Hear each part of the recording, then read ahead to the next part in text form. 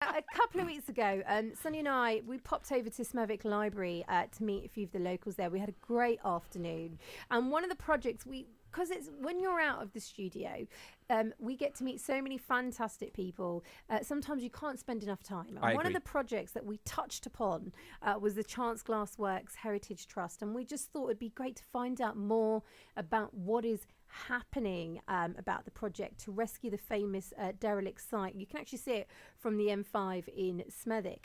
We're joined in the studio now by Nita Newman, who we caught up with a couple of weeks ago. She's the community heritage worker for MAID. She also writes a blog about the site, and she's brought in lots of photos. She's put up interviews with former employees, and I'm delighted to say that we're also joined in the studio by two former employees as well, Nanette and Headley, and also Gerry Lane. Thank you all for coming in. It's a pleasure to have you here. Thank you very much. It's a pleasure. Now, I feel that Nita, we should start off with yourself. For anyone, and I'd be surprised, but for anyone perhaps who isn't familiar, doesn't know much about the Chance Glassworks Heritage Trust, just give us some details and information about how great this site is. Well, basically, Chance Glass has been there since 1824. It closed in 1981. It's a very important heritage site, which they supplied the glass for the Crystal Palace in 1851 for the Great Exhibition, and also for the four faces of the Big Ben Clock Tower as well, of the Westminster Palace. So it's a very significant building. They did lots of work, or everything glass that you could ever imagine that Chance ever did. And the major thing that they did, or one of the major things that they did, was to build 2,400 lighthouse lenses. Wow. And they were worldwide. So we've been making lighthouse links as part of the project. The project's called Everybody's Story, and we're trying to get all of the information from all the different sectors, different people. We're talking to people like Nanette and like Gerry today, and we've got their stories on the blog site. So now, the lighthouses and there's glass that went out. Yes. Are they still in use, or They are still. There are a lot. Which ones? Okay. Yeah, there are a lot still in use. There's a lot disused. There's a lot been automated now. Okay. So the lighthouse keepers, it's not the same anymore. So that's a massive change. We are making lighthouse links with Bourneville College. So we're sending out certificates. So I'm giving a wave to Rob Tresize at South Solitary Hello, Island. Rob. Hello. That's New South Wales, Australia. Nice. Yeah. So a lot of the kids, they're making work now, and we're running up to a show at Bourneville College and on I think it's on the 8th of June to the 16th of June. Now, this is fantastic. So, Nanette, you worked in the typing pool for 8 years, between up until 1967. Is that right? Yes, that's correct. And then, Gerry, you had 40 years of service as a laboratory technician. It's probably really difficult, but I guess the first question I'd like to ask both of you, Nanette, what was one of your fondest memories of working there? Because it's such a fantastic site with so much history, rich history. The care that they took with their employees, you felt valued, and it was an honour to work there. And also, everybody was friendly. You got on well together, and you were a team. You worked together, and everything that I did there, I enjoyed. I started in the typing pool, typing the orders and various things. Then I went on to be secretary to the gentleman that worked for Fiesta Glass, and also I worked on the telex. And what's a telex? An old-fashioned way of sending messages all around the world. So you were emailing in your time? Sort of, yes. So you were the original emailer for... I like now, I have that. to ask you this as well. What age did you start working there? I was nearly 16. So Wow. you're 16. And did any of your other family members work there? Was it someone like, oh, look, I've got someone. Do you want to speak to them? Or was it very much you found the job in the paper and then you walked in? No. My father died at the age of 38 when I was nearly 6. And I had a brother and a sister. Sister 2 years and 4 months, brother a year and 10 months. And my mother was told that when we became of age to work, there would be a job at Chance Brothers. Amazing. Who says that? And Yeah. all those years later, Yeah. that promise was honoured, and all three of us worked at Chance Brothers. A That's family amazing. affair. That's just beautiful. And Gerry, for yourself, 40 years of service. Do you remember? Yes. Not specifically, no. No, Not yeah, separate part specifically. of the Separate building. part He of was the- in another area. The way you wave your hand, like I don't riffraff. Like- That's right. I was in the office. Okay. we had lunch at a different place. So tell us about your Well, experience. strange enough, you're saying about lunch. Go on.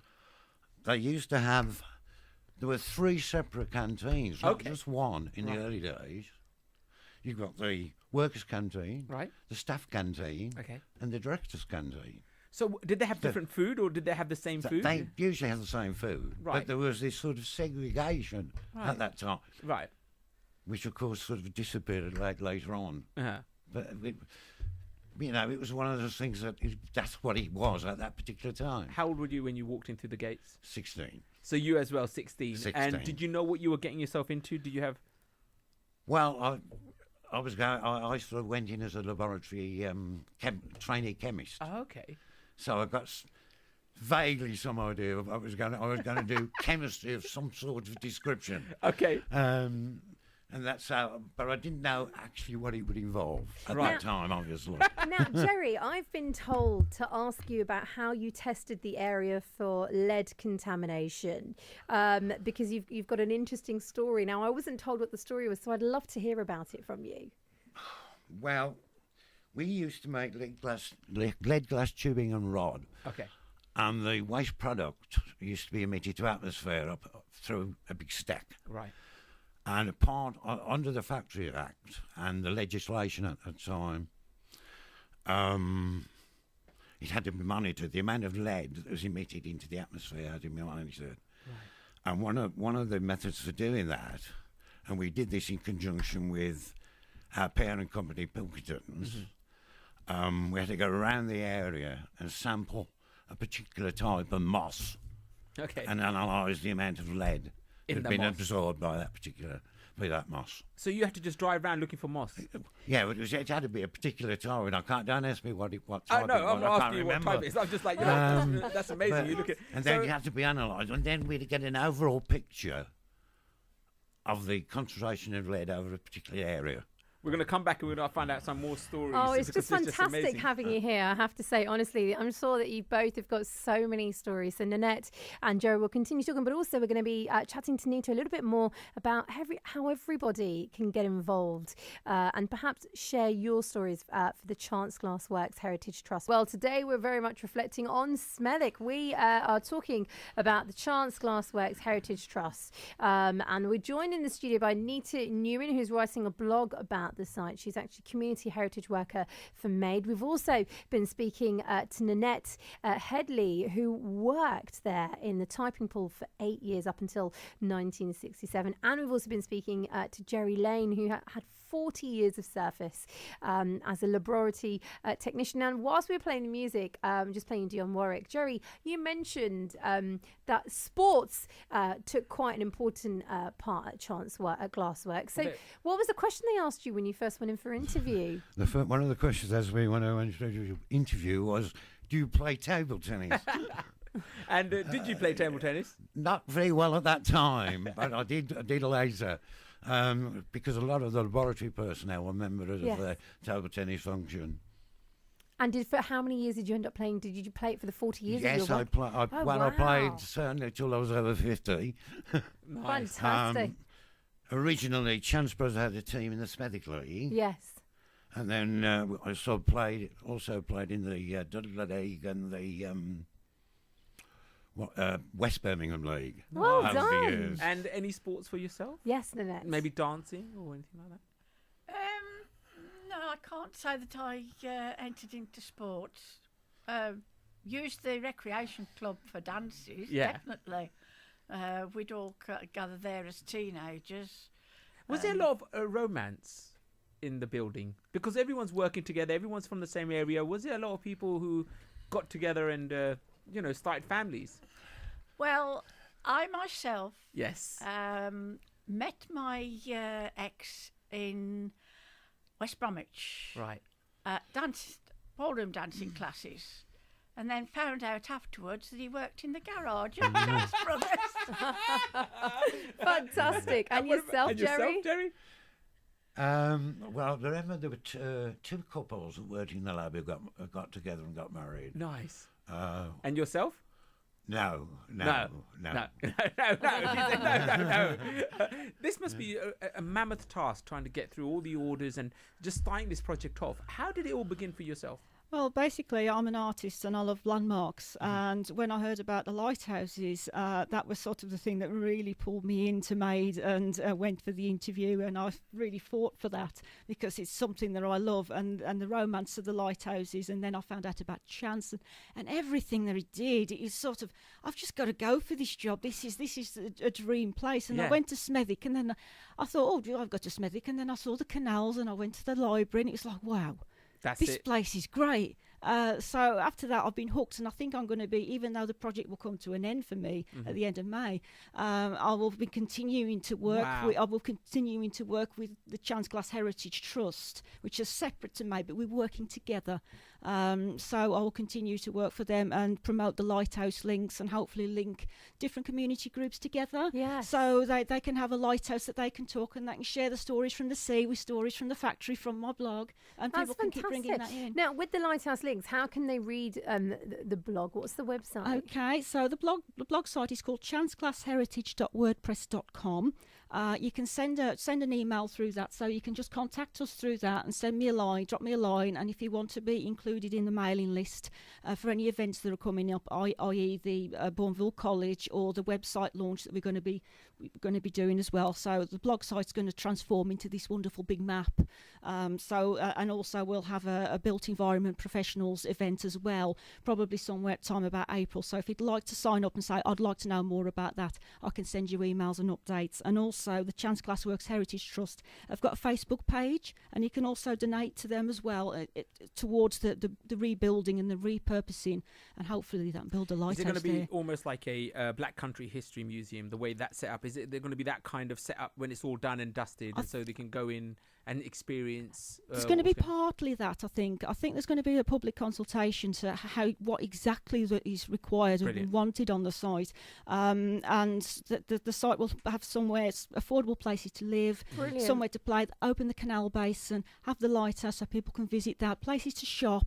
So it'll bring people in. Gerry, 40 years of service for yourself. What was it like on that final day when you left? I mean, that must have been very emotional for you.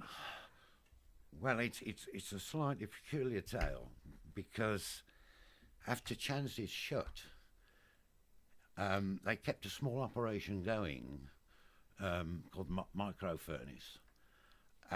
So I got transferred to there. That was on the old Chance Brothers site. Right. But later on, we moved it to a site just up the road, up Spun Lane. Okay. But when that shut, I got transferred within the Pilkington Group to Triplex Kings Norton. So I didn't actually finish till I got to Kings Norton in 1998. Wow. Goodness me. I mean, there's just so many stories. Nanette, thank you as well for coming in, and Gerry. I know just finally, very quickly, you wanted to say a big thank you. So just very quickly, if you want to say thank you to your people. Massive thank you to Ian and Maureen at the Smethwick Library Archives. They've been absolutely wonderful. And also our volunteers, Nanette, Barry Johnson, Pat Rodwell, Linda Brown, my mum, Diane Hill, my husband, Paul, and Arthur Rees, who helped to compile the comprehensive map of Chance Brothers that will go onto the website. And a big thanks to Benita Leatham at Bourneville College, and she's helping us continue the Lighthouse Links project. And also to Mark Davies at the Chance Glassworks Heritage Trust, who wants to repurpose those buildings. I think it's just fantastic. It's a community project, and what we are going to do is put up all the details on our Facebook page as well. I did film Nanette and also Gerry talking about their memories, which you'll be able to see as well. Gerry, Nanette, and also Nita, thank you. A real pleasure meeting you. Thank you for coming in today. Thank you for having that's me. it from Sunny and I. What a great show we've had today. If you get the chance, do listen back. We'll be back tomorrow from 2, of course. Franksy's on his way. Whatever you're doing for the rest of the day, have a fantastic one. Right now, though, let's get the traffic and travel with Lucia Clifford.